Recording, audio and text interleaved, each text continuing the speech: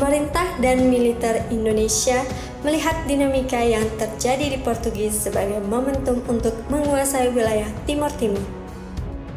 Soeharto yang awalnya tidak begitu tertarik untuk mencaplok Timur Timur dengan jalan perang, mulai memikirkan kekhawatiran kemenangan Fretilin akan merembet hingga ke perbatasan Indonesia. Kekhawatiran ini menjadi bahan proposal pengajuan bantuan Indonesia ke Amerika Serikat yang tengah mengalami kekalahan di Vietnam. Konteks Perang Dingin juga berpengaruh. Amerika Serikat tak mau Timur Portugis dikuasai Fretilin yang berstatus komunis.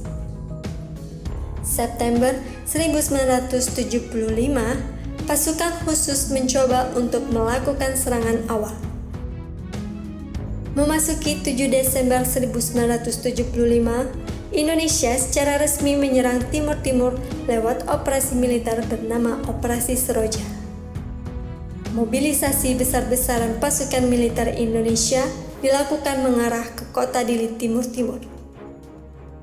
Ratusan pasukan penerjun payung turun dari langit kota Dili terlibat kontak senjata langsung dengan pasukan militer Fretilin yang berjuluk Valintil. Ada juga kapal perang yang membawa pasukan untuk segera menyerbu daratan. Valintil pun menderita kekalahan. Ketika malam harinya, pasukan Indonesia telah merebut kota Dili.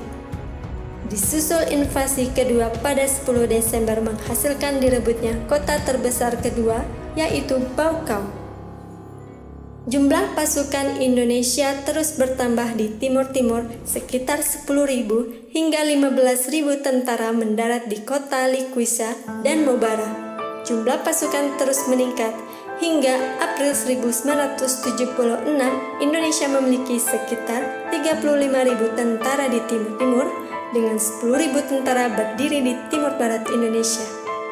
Sebagian besar pasukan ini berasal dari pasukan elit di Indonesia.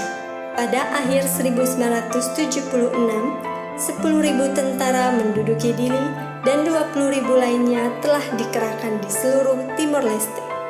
Nasib pasukan Fretilin yang kalah jumlah mendesaknya untuk masuk hutan dan pegunungan. Dengan tetap melawan, taktik pertempuran dengan gerilya diterapkan.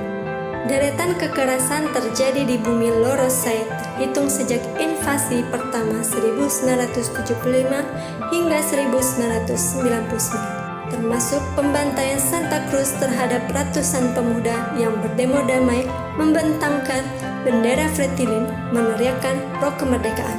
Terhitung mulai 17 Juli 1976, pemerintah Indonesia mengenalkan wilayah Timur Timur sebagai provinsi ke-27. Pemahaman ini segera diajarkan di sekolah-sekolah dan seluruh siaran nasional. Jatuhnya Soeharto setelah 32 tahun berkuasa membangun rezim Orde Baru membawa angin segar bagi rakyat Timur Timur. Referendum kemerdekaan yang dinanti-nanti akhirnya terlaksana atas permintaan Presiden B.J. Habibie ke Kofi Annan, Sekretaris Jenderal PBB pada 27 Januari 1999, dilaksanakan di Timur Timur pada 30 Agustus 1999. Provinsi ke-27 Indonesia itu akhirnya lepas dari Indonesia dan memperoleh status resminya sebagai negara anggota PBB pada 20 Mei 2002.